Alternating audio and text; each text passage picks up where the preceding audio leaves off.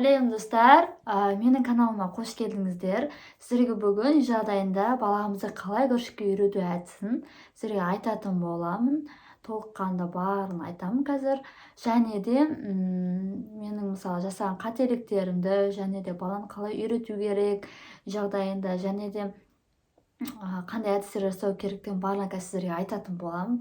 Толық ең алдымен менің каналыма тіркеліп, қоңырау батырмасын басып қойсаңыздар, және де лайк басып кетсеңіздер, яғни осы видеоның таралуына өз үлестеріңізді қоссаңыздар. Кеттік.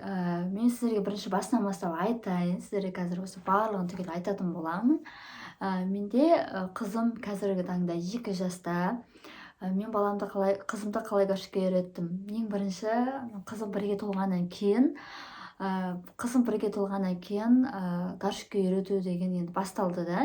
Күрішік сатып алдым, күрішік әкелдім, қызымды отырғыздым. Қызым енді басында жылайды, енді бала солай ғой, жылайды, қашады, яғни ана күрішті лақтырады, үшін сондай нәрселер жасады.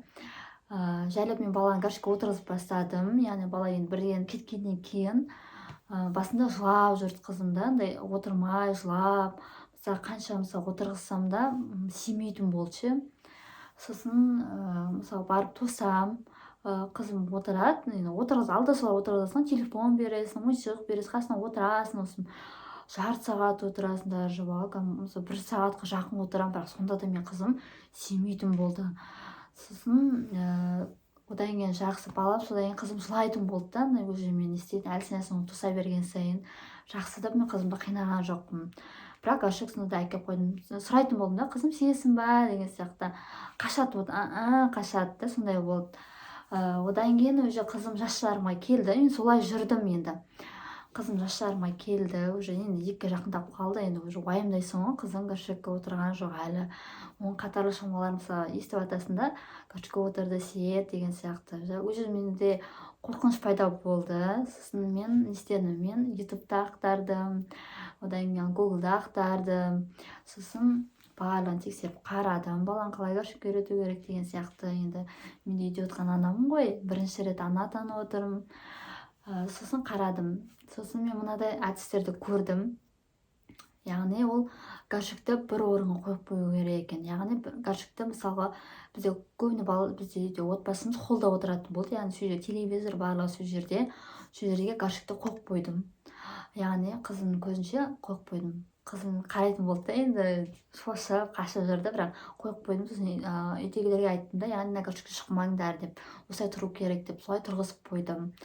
Сосын одан кейін бір сағаттан бастап таңертең тұрады, таңертең действительно мысалы бала тұрғаннан уже сүйгісі келеді ғой.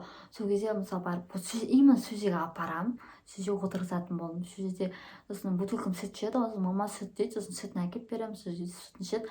Вот действительно сол кезде сүйетін болды, сүйді. Сосын шапалақтап, молодец деп андай істейтін болдым да, поддержка беріп, сондай өзі де андай істейді да, таңғалады, уже түсіне бастайды. Сөйтті, содан кейін тағы бір жарты сағаттан кейін, бір 15 минуттан кейін тағы тосу керек болды. Сосын сөйтіп тоссам, сүймейтін болды басында. Сосын тағы сөйтіп тосып жүрдім, сүймейтін болды, жылайтын болды, тағы тоже солай басталатын болды. Бірақ күрішікті қозғаған жоқпын, сол орында тұрдым. Даже менде қателігім, мен қызымды уже андай үйрете алмай жатқандықтан мен қызымды действительно қатты ұрсып, андай действительно қорқытатын болдым ше. Неге сүймесін деген сияқты, енді оны айтпай ақ қояйын. Сосын соңғы өзі шыдай алмай кеткен кезде даже мен шапалақпен ұрып жіберетін болдым, көтеннен ұрып жіберетін болдым. Сөйтіп ше, андай қызым жылап, одан қызым вообще қорқып қалды, күрішікті көрсе жылайтын болды, действительно жылайтын болды.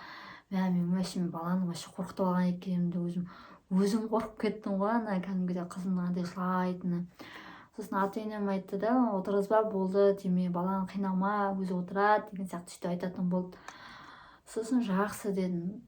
Сосын солай жақсы дедім де, қоя салдым да, өзім шаршап кеттім. Содан кейін шаршап кеткеннен кейін сосын 1 апта ма 2 аптадай жүрдім.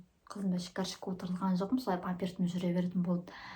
Бізде памперс, бізде күндіз андай искусственный памперс дейді ғой, менің YouTube каналымда бар, яғни памперсті бірнеше рет пайдалану. Мен ссылкасын жоғары ұстап кетемін, көрсеңіздер болады, уже керемет, уже андай ақшаңызға үнемдейсіз да. Ал андай кәдімгі действительно памперсті жатарда киетін болды. Ары қарай айта кетейін. Содан кейін сосын тағы мен бір қарағаным, яғни памперсті бұтына шешіп тастау керек екен балада. Сосын мен памперсті сөйтіп ата-енем айтып, памперсті шешіп тастамаймын ба? Шешіп тастасам, қызым сүйіп қояды, коридорға сүйіп қояды, даже кейде кілемге де сүйіп қояды. Қалай уже отырады, уже сүйіп қоятын болды. Деп содан енді жындана бастайсың да, уже нерв кетесің ғой енді анаған. Содан кейін уже мен үйдегілер сөйледі, яғни үйді бәрін бүлдіреді деген сияқты. Содан кейін қайтып памперс кигізіп қойдым. Мен жолдасым да айтты, үйді бәрін бүлдіртеді, яғни шіртеді деген сияқты, сіздің шығып кетеді деп. Содан кейін сосын жақсы қайтып кигізіп қойдым. Бірақ қызымды сонда тосатын болдым, әлі солай тосып жүрдім, арасында тосатын болдым. Кете сүйді, кете сүймейтін болды. Содан кейін негізі ең плюсы ол, яғни баланың өзіне миына сигнал береді екен негізі. Яғни бала, оны қалай байқаймыз? Бала андай сигізсе келсе, мысалға андай есіктің артына, шкаптардың астына, жанына тығылып, өзі сигізсе келсе бүйтіп отырып, сөйтіп сетке мысалы шыққысы келсе де бүйтіп күшеніп, сондай қуыстарға отырады екен. Ал оған дейін даже мен қызым 2-ге жақындағанша менің қызымда ондай болған жоқ та, андай спокойно сүйіп, памперсіне сүйіп шығып жүре бердім, еще ойнап жүре бердім, андай даже жиіркенбейтін болды ғой кәдімгідей. Уже барып қарағанда барып уже білесің да, уже түсіп уже сүйіп қойғанын. Сол 2-ге жақындағанда мен қызымда сондай пайда бола бастады, яғни және де ол тамақты өзі қолымен жей бастады, қасықпен шашып өзі жейтін болды. Оған дейін мен өзім беретін болдым, бірақ қызым сөйтіп шашып жейтін болды, сондай болды уже менің қызыма сигнал беріп жатыр екен. Солай осы Гуглде жазылған екен, үшін бала солай сигнал береді екен. Уже мен сол кездерде уже вот мен қызым уже горшокқа отырады, действительно уақыты келді дедім да. Келді дедім, яғни мен қызым 2-ге толды, уже 2-ден бір ай асып кетті қызым. Сосын мен уже қолға алдым. Яғни мен үйдегілерге айттым, чтобы мен қызымды өзім бақылаймын, мен памперс қайтып шешемін дедім. А то мен қызым үйренбейді дедім. Сосын мен қыздың памперсін шешіп тастадым. Горшок сол мына орында тұрды. Сосын қызыма уже басып айтатын, қызым, сен ақылдысың ғой қызым деп. Уже мен әлсін көрген сайын, сен горшокқа отырған сайын сөйтіп айтатын болдым да, андай сен күштісің, қызды көрдің бе, құттай балалар горшокқа отыру керек деген сияқты айтатын болдым. Сосын памперсін шешіп тастадым. Мен сонда да манадай қуысқа отырғанда сүйіп қоятын болды. Енді мысалы үлгермей қалған жағдайда, мысалы тамақ пісіріп, мысалы енді үйдің шаруасы деген сияқты кейде мысалы ұмытып кетесің ғой, сол кезде мен сүйіп қоятын болды. Ал оған дейін мен былай бастадым, таңертеңіне тұрдық, баланың горшогын отырғыздым, яғни памперс кигізген жоқпын. Ол маған айтады да, памперс кигізші дейді, мама памперс кигізші дейді.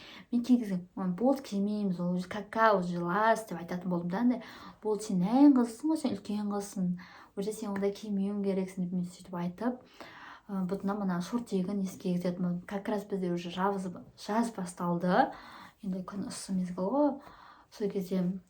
Сосын және андай трусы сатып алдым, сосын кигізме атай, мынау сүйге болмайды деп сөйтіп айтатын болды да, бұл саған памперс емес деп сөйтіп айттым. Сосын жайлап бір жарты сағат сайын уже тоса бастадым. Жарты сағат сайын, кейде 1 сағат сайын сөйтіп тосып жүрдім. Сүйетін болды уже самый сәтінен уже бала сүйетін болды, уже қуанып кеттім ше андай. Сосын сіздерге бір айта кететінім, мысалы бала шыққысы келсе, мысалы күшеніп шыққысы жатады ғой, вот сол кезде отырған жеріне мана горшокты алып бару керек екен. Яғни мана жерге сүйреп барса, уже ол түспайды. Мен мана мысалы шкаптың астына, мысалы ана столдың астына бүйтіп күшеніп жатыр екен да, сол жерге горшокты алып бардым.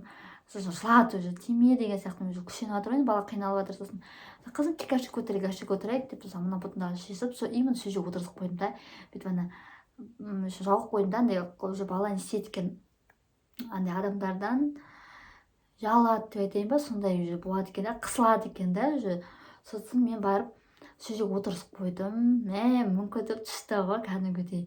Қуанып кеткен соң ғана шыққанда өзі де түсінбей қалды да, басында паниковать етіп қарап тұрды да, не деген сияқты ше. Артынан өзі ол да қуанып, молодец, көрдің бе, өйстіп горшокқа шығамын, сонда қаш көтек тап-таза деп сөйтетін болдым да. Өзі ол да түсіне бастады да қызым.